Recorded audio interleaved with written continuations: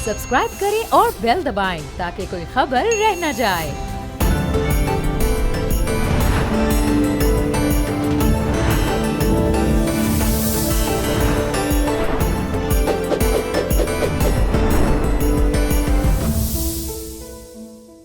अस्सलाम वालेकुम नाज़रीन, प्रोग्राम बोल वीकेंड स्पेशल में खुशामदीद। मैं हूं ज़ुहैब मंशा। आलमी मंजरनामा बदल रहा है और आपने देखा कि पाकिस्तान की अमन कोशिशों के बाद अब ईरान का एक मुख्तसिर जो वफद है वो भी पाकिस्तान पहुंच चुका है। हम उम्मीद यही करते हैं कि पाकिस्तान की अमन के लिए जो काविशें हैं, जो कोशिशें हैं, वो रंग लेकर आएंगी। इसके असरात हमने अब तक काफ़ी हद तक देख लिए हैं, लेकिन पाकिस्तान ने एज ए कंट्री जो एज ए डिप्लोमेट का किरदार अदा किया है पूरी दुनिया के लिए, उसके असरात पूरी दुनिया पर तो हुए हैं, पूरी दुनिया इससे मुस्तफ़ीद हो रही है। हमने एक बड़ी जंग को बड़ी दपाही से पूरी दुनिया को बचाया है, लेकिन पाकिस्तान को इसका क्या एज हो सकता है, पाकिस्तान को क्या बेनिफिट्स हो सकते हैं, हम इस पर बात करेंगे। पाकिस्तान की एक बड़ी जो है वो लेबर जो है वो जीसीसी कंट्रीज़ में काम करती है और हमें एक बहुत बड़ा रेमिटेंस की सूरत में यहाँ पर पाकिस्तान में आता है। तकरीबन 50 से 55 लाख अफराद टोटल जीसीसी कंट्रीज़ में काम करते हैं, जिनसे वाबस्ता करोड़ों लोग हैं, करोड़ों पाकिस्तानी हैं। और अगर वहाँ से उनको या किसी और जगह मुंतकिल किया जाता है, और इसी तरह हमारे यूरोप में भी बहुत सारे लोग हैं जो काम करते हैं और एक बड़ा हमारी इकॉनमी के ऊपर फॉरेन रेमिटेंस का एक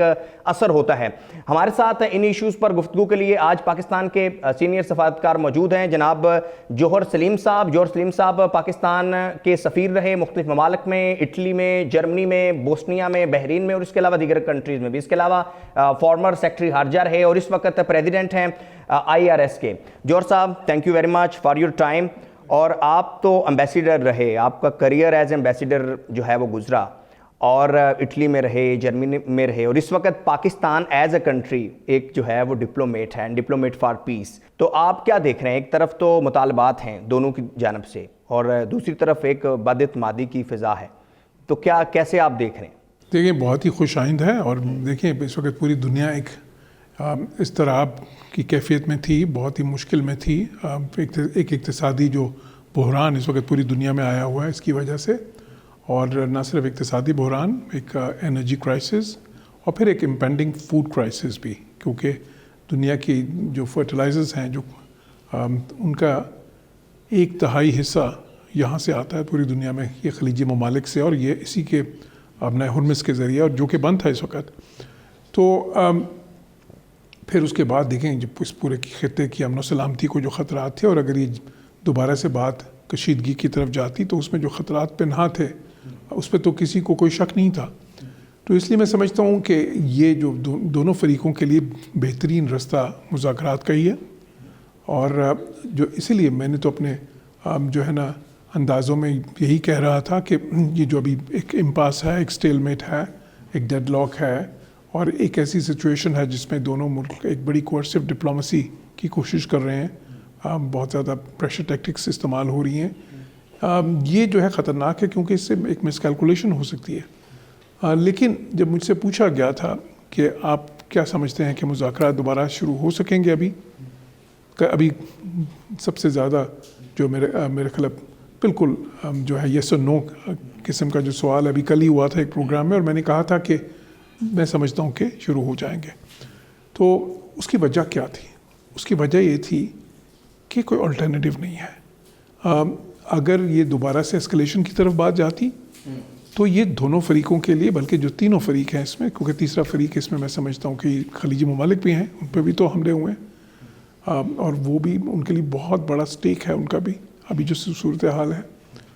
तो सब के लिए एक लूज़ लूज़ सिचुएशन होनी थी।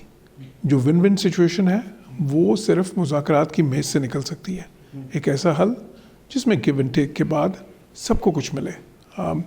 तो इसलिए मैं समझता हूँ कि ये तो बहुत ही एक मुस्बित इक़दाम है, और ये सही समत में, और इसमें पाकिस्तान की जो डिप्लोमेसी है, पाकिस्तान का जो रोल है, उसकी पहले भी तौसीफ़ और सताइश पूरी दुनिया से होती रही है, और अभी भी देखें पूरी दुनिया की नज़रें पाकिस्तान की तरफ ही थी कि पाकिस्तान अगेन कोई एक जो है ना डिप्लोमेटिक जो है ब्रेक थ्रू, बल्कि उसको कई लोग तो डिप्लोमेटिक मिरेकल कह रहे थे कि दोबारा से एक डिप्लोमेटिक मिरेकल एक बार फिर करेंगे, और देखें पाकिस्तान ने डिलीवर किया।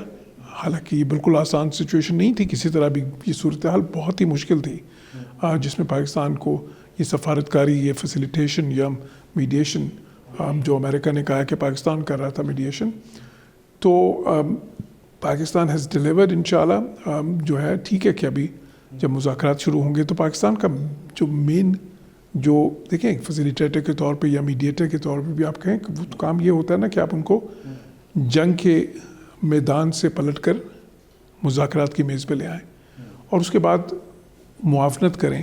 اچھا، اس میں جوہر صاحب یہ بتائیے گا کہ پہلے ہم نے دیکھا ہے کہ جب اس طرح مذاکرات ہوتے تھے تو جو بڑے پلیئرز تھے وہی بہت زیادہ ریلیونٹ ہوتے تھے، یعنی امریکہ ہے، چائنا ہے، اس سے پہلے قطر میں دوحہ میں مذاکرات ہوتے، رشیا، یعنی جو بڑے پلیئرز ہیں.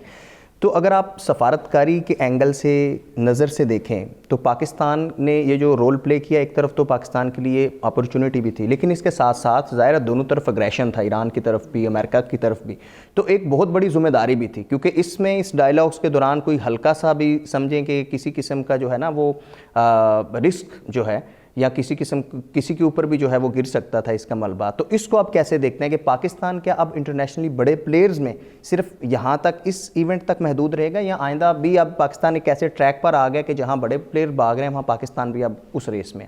دیکھیں جیو اسٹریٹجیکلی جو ہے پاکستان میجر پلیئر رہا بھی ہے ماضی میں، اور ابھی بھی جیو اسٹریٹجیکلی پاکستان ایک میجر پلیئر ہے. اور اگر آپ ڈپلومسی کے حوالے سے بات کریں تو پاکستان تو اس وقت ایک بڑا پلیئر ہے، اس میں تو کوئی شک ہی نہیں ہونا چاہیے. آپ دیکھیں ایک طرف دنیا کی سپر پاور ہے، ایک طرف ایران ہے جو اس خطے کی ایک میجر پاور ہے، اور ایک طرف خلیجی ممالک ہیں جو بہت ہی عام ہے، نہ صرف مشرق وسطیٰ کے حوالے سے بلکہ پوری دنیا کے حوالے سے، کیونکہ دیکھیں پوری دنیا کا جو تیل اور گیس اور فرٹیلائزرز اور بے شمار چیزیں اور وہاں سے آتی ہیں. تو اور پھر دیکھیں کتنی بڑی ایکسپیٹریٹ کمیونٹیز ہیں وہاں پہ. ایون پاکستان کے حوالے سے بات کریں تو آپ پاکستان کی کتنی بڑی جو ہماری جو باہر ڈیاسپورا ہے وہ وہاں پہ ہے. تو دیکھ اس میں اب تو اس سچویشن میں پاکستان کا جو ہے سب سے زیادہ جو ہے پیوٹل کردار، جس کو میں کہتا ہوں کہ کی پلیئر ہے پاکستان ڈپلومسی میں، تو یہ کوئی ایک معمولی بات نہیں ہے. اور یہ اس چیز کی جو ہے نا اس چیز کو تقویت دیتی ہے جو پاکستان اس سے پہلے بھی کرتا رہا، اور یہ ہے کہ پاکستان ایک نیٹ سٹیبلائزر ہے.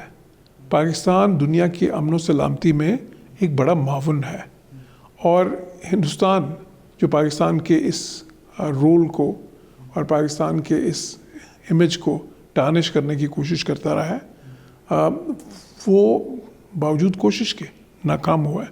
اور پوری دنیا پاکستان کو اب ایک میجر پلیئر کے طور پہ دیکھ رہی ہے. ایک میجر پلیئر کس حوالے سے؟ Not for war but for peace. As a net security provider تو پاکستان کو دیکھا ہی جا رہا تھا، اب اس کو as a peace maker, as a net stabiliser, net regional stabiliser, بلکہ ان سم ویز ورلڈ اسٹیبلائزر. کیوں؟ کیونکہ اس کرائسس سے تو پوری دنیا افیکٹڈ ہے. تو اس لیے میں سمجھتا ہوں کہ بالکل پاکستان کا جو یہ رول ہے امن و سلامتی کے لیے، دنیا کی امن و سلامتی کے لیے، نہ صرف اس خطے کی، نہ صرف مشرق وسطیٰ کی، بلکہ دنیا کی امن و سلامتی کے لیے اور دنیا کے اقتصادی نظام کو بچانے کے لیے بالکل ایسا ہی ہے. وہ تاریخ. اچھا جوہر صاحب، اس سارے یہ جو ڈپلومیسی ہے اس میں کافی حد تک نتائج ہم یہی کہیں گے کہ آ چکے ہیں، اینڈ ہوپ فلی جو ہے وہ فائنل کوئی نہ کوئی معاہدہ ہو جائے گا. اس میں ہم نے پوری دنیا کو تو بچایا، ایران کو بچایا، امریکہ کو، ان دونوں کو ہم ٹیبل ٹاک پہ لے کر آئے. خلیجی ممالک بھی کہیں نہ کہیں جو ہیں وہ ہم نے ان کو بچایا. پاکستان کا ان ڈائلاگس کو لے کے بڑا فروٹفل فائدہ کیا ہو سکتا ہے؟ ایک ایشو یہ ہے کہ پاکستان میں جو اکنامک سٹیبلٹی نہیں ہے، تو ان سارے ڈائلاگس کو لے کر ہر کنٹری، اگر ہم دیگر کنٹری دیکھتے ہیں جیسے یورپ ہے، آپ یورپ میں ایک عرصہ رہے سفیر، تو پاکستان میں اکنامک سٹیبلٹی ان ڈپلومیسی کے نتائج میں کیا ممکن ہے؟ کیسے آ سکتی ہے؟ اس کا کیا؟ جی بہت اہم نقطہ ہے. اور دیکھیں میں اس پہ بارہا کہہ چکا ہوں، بلکہ میں اس وقت سے یہ بات کر رہا ہوں جبکہ یہ باقی اتنی زیادہ یہ بات نہیں ہوتی تھی، یہ شاید ڈسکشن کا حصہ ہی نہیں تھی اس وقت. میں یہ کہتا رہا ہوں کہ پاکستان کی ڈپلومیسی اور جو پاکستان کی جو خارجہ پالیسی ہے اور پاکستان کا یہ جو رول ہے ایز اے نیٹ اسٹیبلائزر، اس کو دنیا جو ہے نا مان رہی ہے، کلیم کر رہی ہے. لیکن ہماری ڈپلومیسی کا اصل ٹیسٹ یہ آئے گا کہ ہم جو یہ اپنا اس وقت یہ جو ڈپلومیسی میں جو ہم نے ایک پروفائل بنایا ہے، جو اسٹریٹجک لحاظ سے ایک پروفائل بنایا ہے، ہم اس کو کس طرح ٹرانسلیٹ کرتے ہیں into economic partnerships, into economic dividends, जो है पाकिस्तान के अवाम के लिए। देखें, आज की दुनिया में जो मुल्क तरक्की की दौड़ में आगे हैं, उन सब में आपको एक या दो चीज़ें जो हैं वो कॉमन नज़र आएंगी। वो क्या है? एक ये है कि उनका कंट्री ब्रांड बहुत अच्छा है। ये आज की दुनिया ब्रांड्स की दुनिया है। अब ये देखें ना, आप कोई कपड़े पहनता है तो कहते जी मेरे इस ब्रांड के हैं, ये फ़लाँ है। कोई आप चीज़ें भी लेते हैं तो ब्रांड को फ़ौरन देखते हैं, हर चीज़ पे हो गया। इसी तरह मुल्कों के भी ब्रांड्स हैं। मिसाल के तौर पे एक मुल्क है, अगर उसका ब्रांड ये है कि यार ये तो बहुत ही ख़तरनाक जगह है, यहाँ पे तो जाना ही नहीं चाहिए टूरिज़म के लिए, इनसे तो तिजारत भी नहीं करनी चाहिए, कोई पता ही नहीं है क्या वहाँ सिचुएशन है, और यहाँ पे इन्वेस्टमेंट का तो सोचना ही नहीं है। अगर इस किस्म का ब्रांड हो किसी मुल्क का, मैं नहीं कह रहा कि पाकिस्तान का ये ब्रांड है, मैं कहता हूँ कि आपको एक मिसाल दे रहा हूँ, तो वो वाला मुल्क जो है उसके लिए तरक्की करना मुआशी तौर पे बहुत मुश्किल हो जाता है। बिकॉज़ आज की दुनिया में अगर आप ग्लोबल ट्रेड, टूरिज़म और इन्वेस्टमेंट के लूप में शामिल नहीं है तो फिर समझ लें कि आप तरक्की की दौड़ में कहीं नहीं है, क्योंकि बड़ी इंटीग्रेटेड दुनिया है इस वक्त, ये ग्लोबलाइजेशन का दौर है। तो पाकिस्तान के लिए बहुत ज़रूरी है पाकिस्तान को सबसे पहले रीब्रांड करना, क्योंकि देखें पाकिस्तान बहुत सालों तक, बल्कि दहाइयों से इंडिया के डिसइंफॉर्मेशन कैंपेन्स का, इंडिया के प्रोपेगेंडे का, फिर उसमें दूसरे मुल्क भी शामिल रहे हैं, इसराइल भी शामिल है उसमें, और भी कुछ मुल्क शामिल रहे हैं उसमें, उसका सामना किया। फिर पाकिस्तान के ऊपर वो ये लेबल लग गया कि देखें जी पाकिस्तान तो हर वक्त इक़्तिसादी तौर पे जो है ना, इंडिया ने तो ये प्रोपेगेंडा फैलाया कि ये फेलिंग स्टेट है, ये जी ऐसी स्टेट है कि जो टोटली दहशत गर्दी जो है उसमें जो है मुलव्वस है, या उसमें जिसको अंग्रेज़ी में कहते हैं ना मायड है, उसमें पूरी तरह डूबी हुई है। तो अब वहाँ से रीब्रांड करना पाकिस्तान को, कि नहीं, पाकिस्तान तो एक ऐसा मुल्क है जो दुनिया की अमन सलामती बढ़ा रहा है, जो दुनिया की जो है ना इक़्तिसादियात को और दुनिया का जो इक़्तिसादी निज़ाम है उसको बचा रहा है। तो वो अगर पाकिस्तान को हम जब रीब्रांड इस तरह, और देखें आज पूरी दुनिया में सताए पाकिस्तानी, आपने वो सारे वाक़यात सुने होंगे कि किस तरह पाकिस्तानी पासपोर्ट्स को कई जगह पे वो वेलकम किया जा रहा है। इस वक्त इमिग्रेशन वाले वो कहते हैं वो आप उस मुल्क से हो जो कि दुनिया का बड़ा पीस मेकर है। देखें ये पाकिस्तान के लिए it's a great window of opportunity to rebrand itself. और ये रीब्रांड करके जब आप रीब्रांड करेंगे अपने आप को तो क्या होगा, उससे फिर वो रास्ते खुलेंगे, तिजारत ज़्यादा, टूरिज़म ज़्यादा और इन्वेस्टमेंट ज़्यादा। अब देखें इवन तुर्किया जैसा मुल्क देखें कि तुर्किया कोई अमेरिका तो नहीं है, तुर्किया कोई मतलब जो उनसे ना यूके या फ्रांस भी नहीं है, लेकिन मतलब एक ज़ाहिर बड़ा खूबसूरत मुल्क है, लेकिन वो भी 60s में उनकी और हमारी बेस को इतनी फ़र्क नहीं थी। आज वहाँ पे $60 अरब साल का सिर्फ टूरिज़म से कमाया जा रहा है। अच्छा, इसी तरह उनकी इन्वेस्टमेंट देखेंगे तो उधर कितनी आ रही है बाहर, $10s of billions, ठीक है। उनकी ट्रेड पता कितनी है आपको? तुर्किया की ट्रेड जो है $500 billion, you know. Tourism trade है। नहीं, मैं ट्रेड की अलग बात करूँ, टूरिज़म तो अलग है। टूरिज़म को उसमें मिला लें तो फिर तो मतलब कहाँ पहुँच। बात यह है कि इसीलिए तो आपने देखा तुर्किया ने कितनी, उनकी ट्रेड जो है कुछ समझ लें आप 700% बढ़ी है पिछली 2 दहाइयों में, क्योंकि उनका इमेज बन गया ना इस तरह का एक कंट्री ब्रांड। यूएई को देखें, कंट्री ब्रांड, जापान का कंट्री ब्रांड, इटली का कंट्री, ये वो मुल्क हैं जिन्होंने अपने कंट्री ब्रांड्स ऐसे बनाए हैं कि टूरिज़म भी उधर आती है, ट्रेड भी आती है वहाँ पे, और उसके बाद वहाँ पे इन्वेस्टमेंट भी आती है। अब यूएई में देखें कि उनकी कितनी टूरिज़म आती है। आबादी के लिहाज से छोटा सा मुल्क है, कितनी ट्रेड उधर हो रही है, पूरी दुनिया के वो ट्रेडिंग वो बन गए हैं। और इसी तरह इन्वेस्टमेंट आप देखें तो उनकी $100 बिलियन से भी ज़्यादा की इन्वेस्टमेंट हर साल आती है। तो हमें ये ट्रांसलेट करना है ये सारा कुछ उस तरफ इंशाल्लाह। एग्जैक्टली जौहर साहब, अभी हम एक ब्रेक पर चलते हैं, ब्रेक के बाद वापस आते हैं। तो हम स्पेशली जो आप बात कर रहे हैं कि पाकिस्तान की रीब्रांडिंग हो गई है, और एक लंबे अरसे तक बल्कि दहाइयों तक जो पाकिस्तान की दुश्मन कुव्वतें हैं उन्होंने एक प्रोपेगेंडा जो है वो पाकिस्तान के खिलाफ की, और पाकिस्तान का एक हमेशा नेगेटिव इमेज जो है वो दुनिया के सामने रखा। और इस वक्त पाकिस्तान का इमेज है पीस, पॉजिटिव इमेज, और यही ब्रांडिंग पाकिस्तान की हो रही है। हमारा स्पेशल प्रोग्राम जारी है, ब्रेक पे चलते हैं, ब्रेक के बाद वापस आते हैं।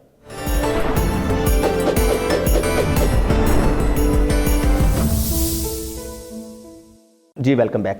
جی جوہر صاحب، جیسے آپ بتا رہے ہیں کہ پاکستان کی اب ری برانڈنگ اور گلوبلی پاکستان کو جو ریکوگنائزیشن ملی ہے پیس، اس کو اب جو ہے وہ کس طریقے سے ہم نے لانگ ٹرم میں پاکستان کا یہی چہرہ رکھنا ہے کہ this is actual face of Pakistan. Tourism پہ بات ہو رہی ہے، آپ اٹلی میں رہے پاکستان کے سفیر، آپ جرمنی میں رہے، یورپین کنٹریز جو ہیں ان کا بڑا انحصار ٹیورزم کے اوپر ہے. ہمارے ناردرن ایریاز بڑے خوبصورت ہیں، لیکن ہم آج تک کبھی دنیا کو یا جو انٹرنیشنل ٹورسٹ ہیں ان کو یہاں راغب نہیں کر پائے. تو آپ کیا سمجھتے ہیں ایز اے سفیر، آپ نے وہاں پر کیا دیکھا کہ وہ کون سی یہاں پر ٹورزم کے ریلیونٹ یہاں پر جو ہیں وہ ایکٹیویٹیز ہونی چاہیے جو ہوں گی تو پھر پاکستان کی ٹورزم بھی جو ہے، ہم جب ایون ہم اسلام آباد دیکھتے ہیں تو یہ بہت خوبصورت ہے، ناردرن ایریاز چلے جائیں تو اور بھی بہت زیادہ خوبصورت ہے. تو کیسے اس میں کیا افیکٹو سٹیپس گورنمنٹ کو لینے چاہیے؟ دیکھیے، میں یہ سمجھتا ہوں کہ صرف بات جو ہے نا ناردرن ایریاز کی نہیں ہے. ناردرن ایریاز ہمارے ماشاءاللہ دنیا میں خوبصورت ترین پہاڑی مقامات ہیں. آپ کی تاریخ جو ہے، دنیا کی قدیم ترین جو 3 بڑی سویلائزیشنس تھیں ان میں ایک انڈس ویلی سویلائزیشن آتی ہے، اور آپ کے پاس جو مقامات ہیں اس سویلائزیشن کے حوالے سے وہ دنیا میں یونیک ہے. پھر اس کے بعد بدھسٹ سویلائزیشن، اس کے جو پاکستان میں جس طرح کے اس کے روئنز ہیں یا اس کے آثار قدیمہ ہیں. اسی طرح پھر آپ کی فیتھ بیسڈ جو ٹورزمز ہیں نا، لائک ٹورزم مثال کے طور پہ سکھوں کے کتنے مقامات مقدسہ ادھر ہیں، پوری دنیا سے سکھانا چاہیں گے یہاں پہ. اچھا، پھر اسی طرح آپ کی یہ جو ہے نا میڈیول ہسٹری ہے، اگر جب مغل ہسٹری آپ لاہور دیکھ لیں یا آپ اس کے اراؤنڈ کتنے شہر باقی اپنے دیکھیں، ملتان دیکھیں، اس میں کس قسم کی تاریخی مقامات موجود ہیں. تو پاکستان میں خوبصورت یہ نہیں کہ صرف پہاڑ اور وادیاں ہیں، پاکستان میں تاریخ بھی ہے. پاکستان میں جو ہے یہ سویلائزیشنل ٹورزم کی بہت ہیں، فیتھ ٹورزم کے بہت مواقع.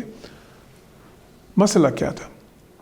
مسئلہ یہ تھا کہ پاکستان کے ایک تو وہ جو ہندوستان کا پروپیگنڈا کہ جی یہ ملک سیف نہیں ہے، اس ملک میں تو جو ہے نا بہت ایکسٹریمزم ہے جی. اچھا، پھر دوسرا مسئلہ کیا؟ انفراسٹرکچر کی کمی، وہ بھی ہمیں بنانا پڑے گا. کیونکہ دیکھیں، آپ کے خوبصورت سے خوبصورت مقامات ہوں تو وہاں پہ آپ کو اچھے ہوٹلز بھی چاہیے، پھر آپ کو یہ بھی چاہیے کہ وہاں پہ تمام سہولیات میسر ہوں، وہاں پہ آپ کو سڑکیں اس لیول کی ہوں، وہاں پہ جو ہے نا وہاں پہ اس قسم کی شاپنگ ہو، بیکاز ٹورزم کی ایک پیرافینیلیا ہے نا، اس کے ساتھ آپ کو چاہیے.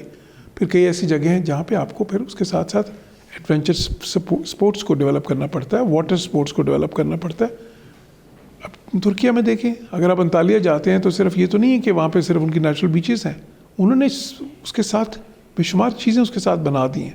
ایون استنبول میں آپ دیکھ لیں، اتنا تاریخی شہر ہے لیکن اس کے ساتھ انہوں نے کتنی چیزیں ڈیولپ کی ہیں.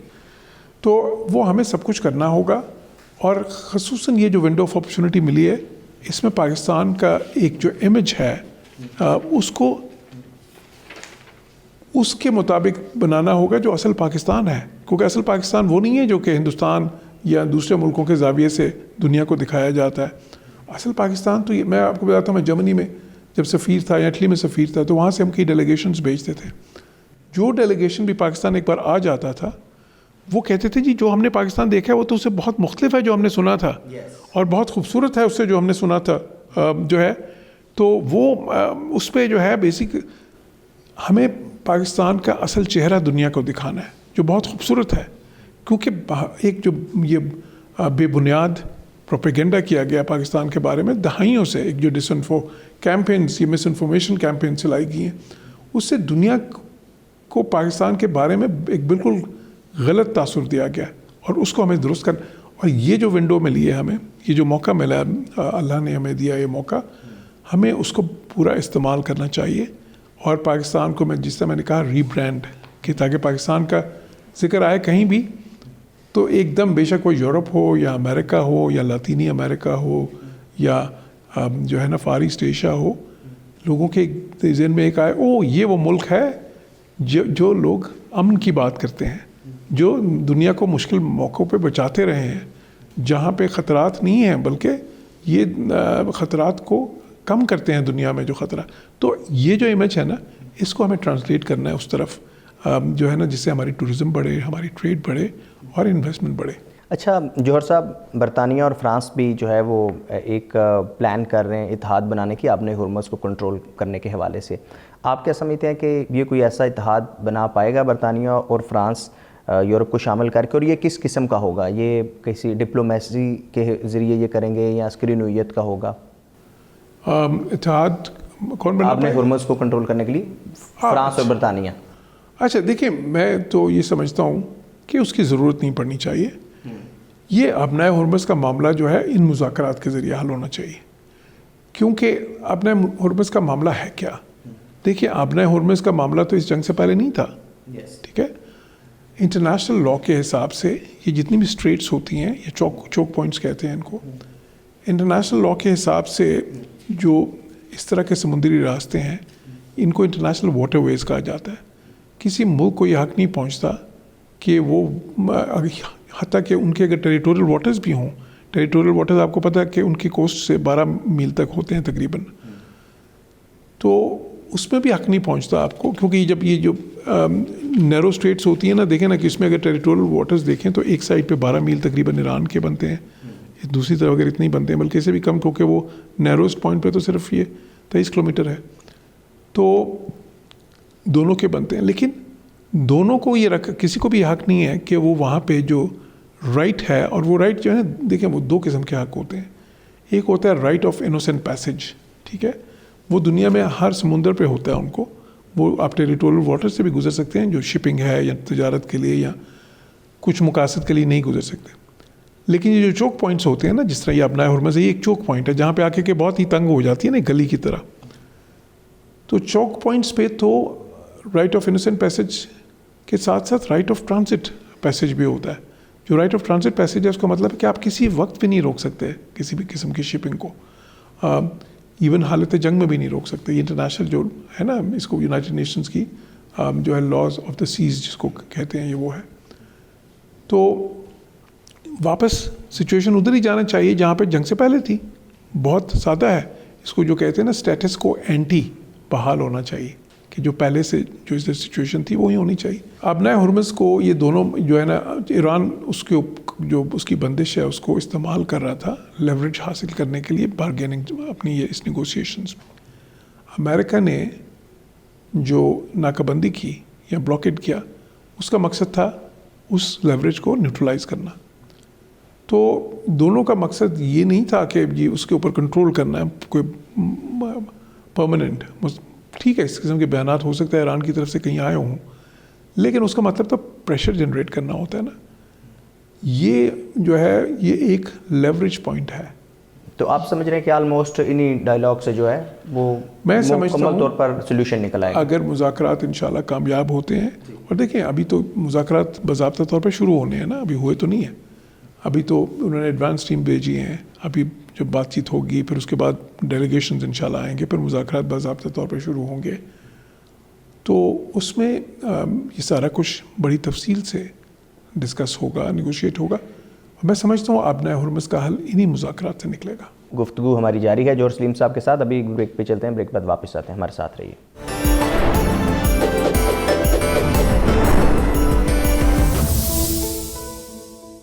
Welcome back. اچھا جوہر صاحب، ابھی جنگ میں ہم نے دیکھا ہے کہ خلیجی ممالک کا جو اعتبار ہے وہ امریکہ سے اٹھتا ہوا دکھائی دے رہا ہے. آپ کیا سمجھتے ہیں کہ مستقبل قریب میں جو امریکی اڈے ہیں وہ اسی طرح قائم رہیں گے یا ان کا خاتمہ ہو جائے گا، کم ہوگا؟ کوئی تبدیلی آپ دیکھ رہے ہیں؟ یہ نقطہ بہت سے ڈسکشنز میں آیا ہے. میرا جو اس پہ اندازہ پہلے تھا، میں بارہا کہہ چکا ہوں، وہ یہ ہے کہ دیکھیں میں سمجھتا ہوں کہ بیسک ڈیفنس آرکیٹیکچر جو اس خطے کا ہے وہ تبدیل نہیں ہوگا. امریکہ کے اڈے جو ان خلیجی ممالک میں ہیں وہ بدستور وہیں پہ رہیں گے، اور ان کی جو امریکہ کے ساتھ جو ایک ارینجمنٹ ہے ڈیفنس، اپنی سیکیورٹی اور ڈیفنس کے حوالے سے، وہ بھی مور اور لیس ویسے ہی رہے گی. ہاں یہ ہوگا کہ وہ چاہیں گے کہ اب اس کو ملٹی لیئرڈ کریں، یعنی کہ امریکہ کے ساتھ بس تو رہے لیکن اس کو مزید مضبوط کریں، اس پہ اور لیئرز اس میں ایڈ کر لیں. تو اس میں وہ جس طرح پاکستان کے ساتھ سعودی عرب نے کیا، SMDA سائن کیا، اسی طرح انہوں نے یوکرین کے ساتھ اب وہ کئی ملکوں نے کیا ہے، ان سے وہ لے رہے ہیں اسلحہ، وہ ڈرون انٹرسیپٹرز لے رہے ہیں.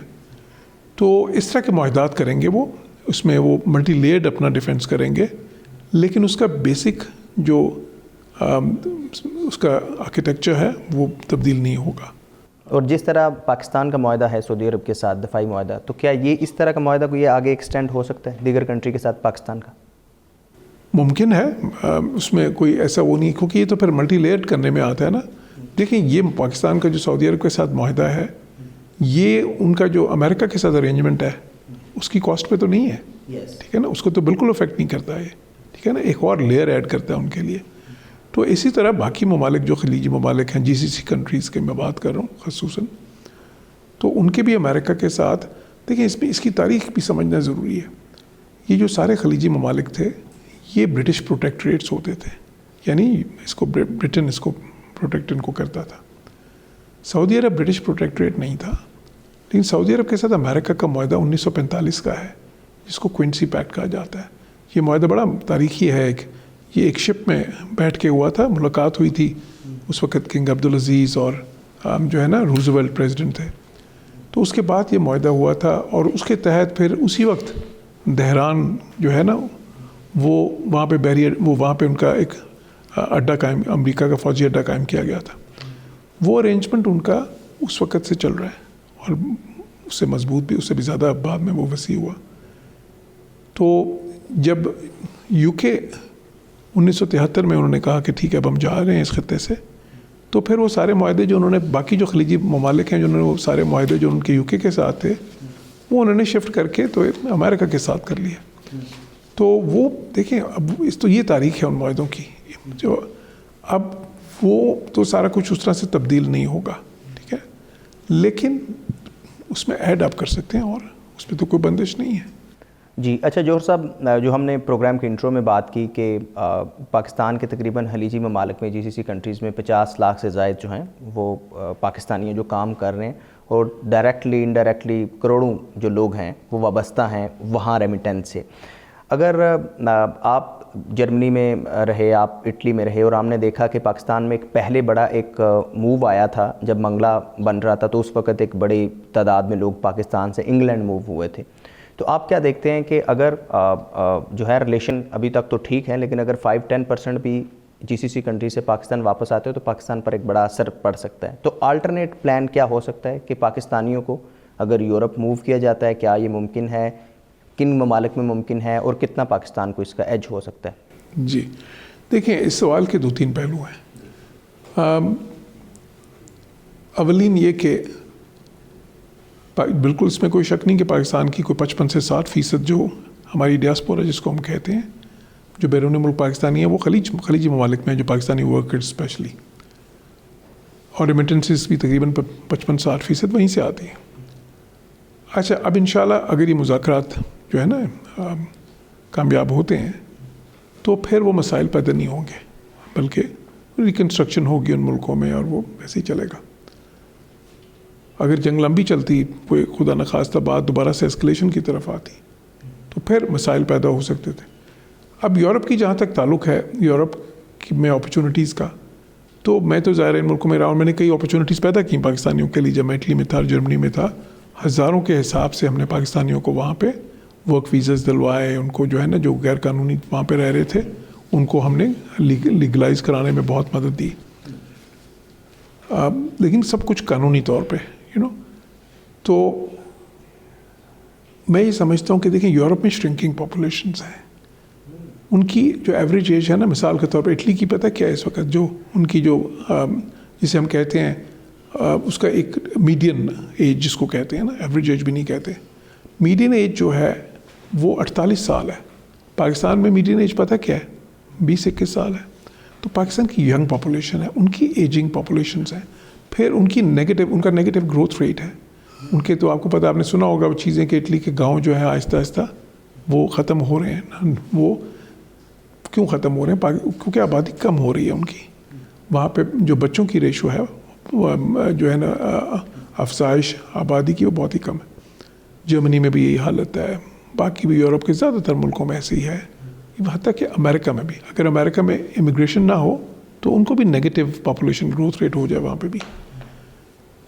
اچھا اب پاکستان کا تو آپ کو پتہ ینگ پاپولیشن ہے, ابھی ہمارا گروتھ ریٹ بھی پاپولیشن کا دنیا میں ابھی بھی جن ملکوں کا سب سے زیادہ اس میں آتا ہے پاکستان. تو پاکستان ینگ ان ملکوں میں جہاں پہ وہ نیگیٹو پاپولیشن ایک فیس کر رہے ہیں اور اس کی وجہ سے ان کو بہت مسائل کا سامنا ہے اور وہ ایک ایجنگ پاپولیشن کا مسئلہ فیس کر رہے ہیں, ان کو ضرورت ہے امیگریشن کی.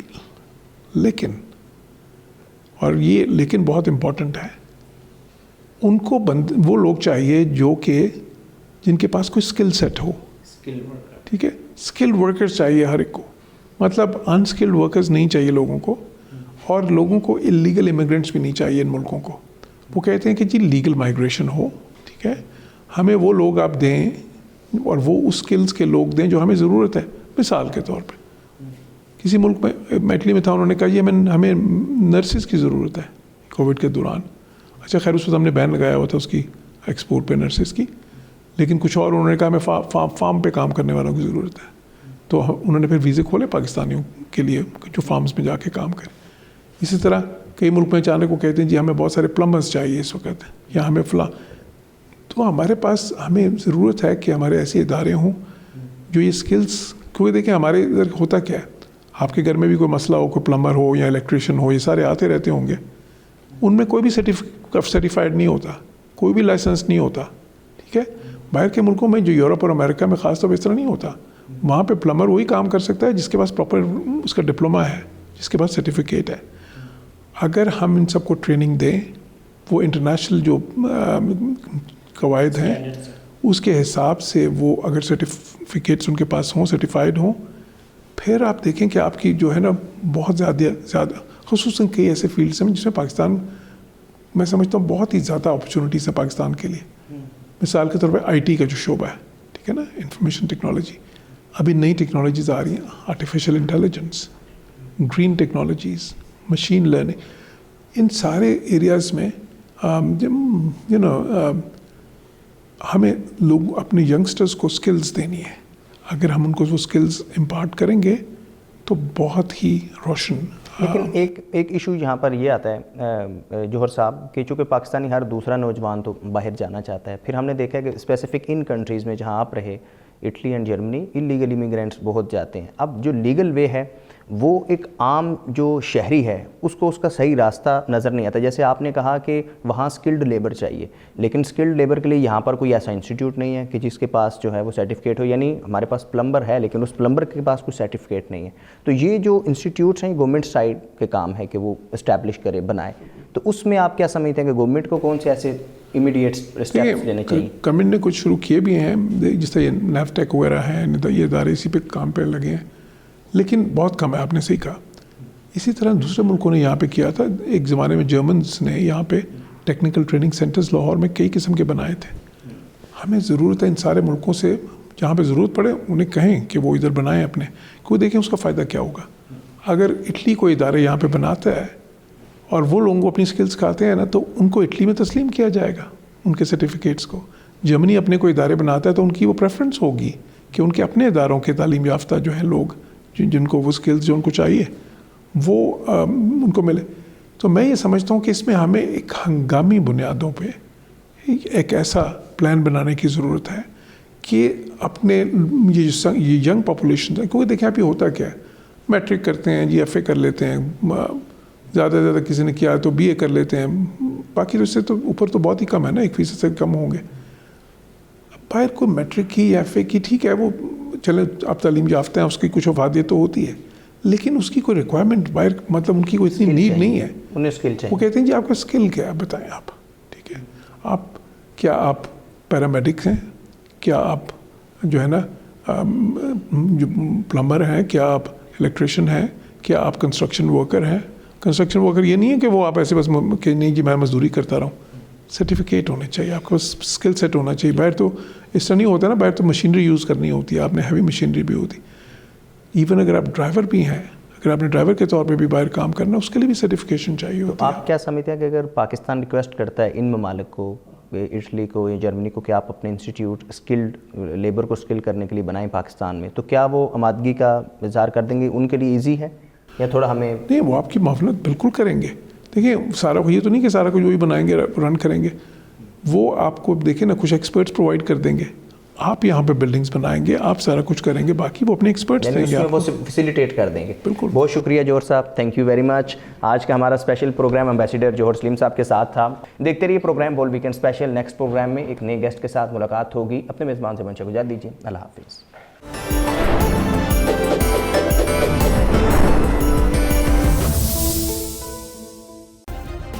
سبسکرائب کریں اور بیل دبائیں تاکہ کوئی خبر رہ نہ جائے.